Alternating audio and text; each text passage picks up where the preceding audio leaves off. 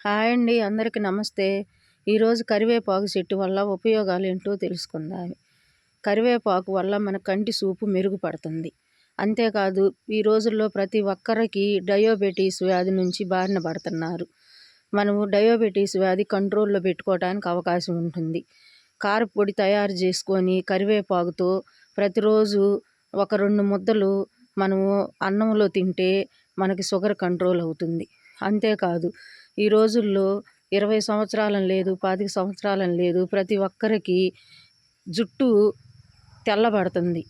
అంతేకాదు జుట్టు ఊడిపోవటం, రాలిపోవటం ఈ కరివేపాకు ఎంతో మేలు చేస్తుంది. మనం కరివేపాకును తలకు పట్టించుకుంటే మిక్సీలో ముద్దలాగా చేసి జుట్టు కొంతవరకు తెల్లబడటం కంట్రోల్ చేసుకోవచ్చు. జుట్టు రాలిపోవటం అరికడుతుంది. కరివేపాకు వల్ల చాలా ఉపయోగాలున్నాయి.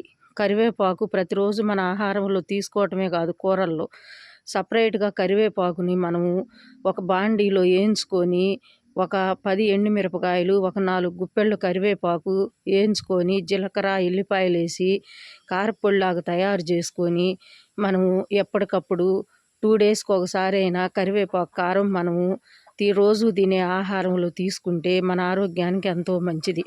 కరివేపాకు వల్ల చాలా ఉపయోగాలున్నాయి. రక్తనాళాలు కూడా శుద్ధి చేస్తుంది కరివేపాకు. మీకు నచ్చితే లైక్ చేయండి, సబ్స్క్రైబ్ చేయండి.